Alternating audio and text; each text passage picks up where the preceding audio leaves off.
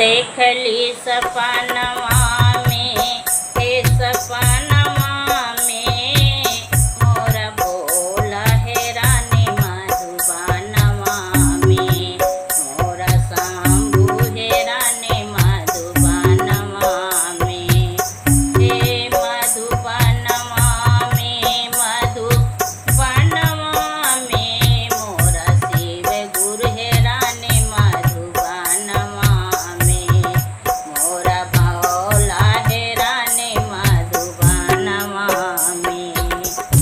घरवा में खोजली अटरिया पे खोजली, घरवा में खोजली अटरिया पे खोजली, हे ताल पोखरिया और जंगल झाड़ी फूलवारिया, हे ताल पोखरिया और जंगल झाड़ी फूलवारिया, हे खोजी अइली नीले गगनवा में, मोरा शिव गुरु हेराई गए मधुबनवा में, मोरा शंभु हे रानी मधुबनवा में। देखली सपनवा में, हे सपनवा में मोरा शिव गुरु हे रानी मधुबनवा में, मोरा शंभु हे रानी मधुबनवा में।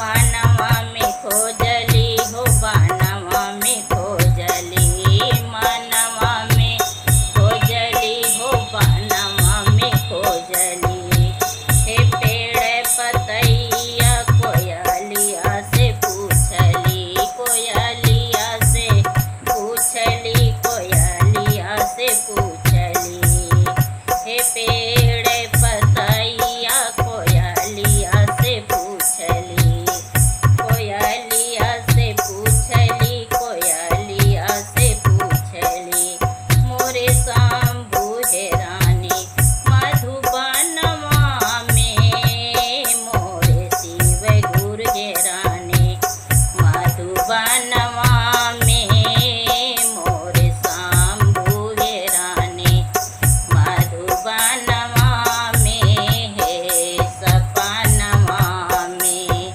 देखली सपनवा में, हे सपनवा में मोरा शिव गुरु हे रानी मधुबनवा में, मोरा शंभु हे रानी मधुबनवा में, मोरा शिव गुरु हे रानी मधुबनवा में।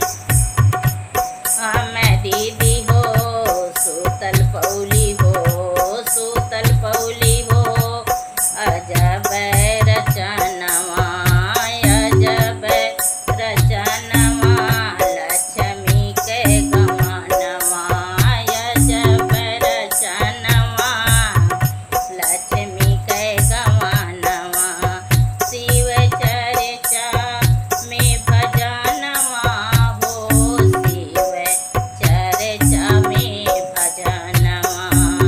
हम दीदी हो सूतल पौली वही अजब रचनवा, अजब रचनवा लक्ष्मी के गमनवा, लक्ष्मी के गमनवा, लक्ष्मी के गमनवा, शिव चर्चा भजनवा में मोरा भोला हे रानी मधुबनवा में।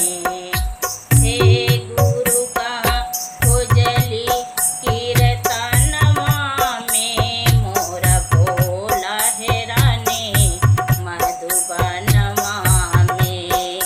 देखली सपनवा में, हे सपनवा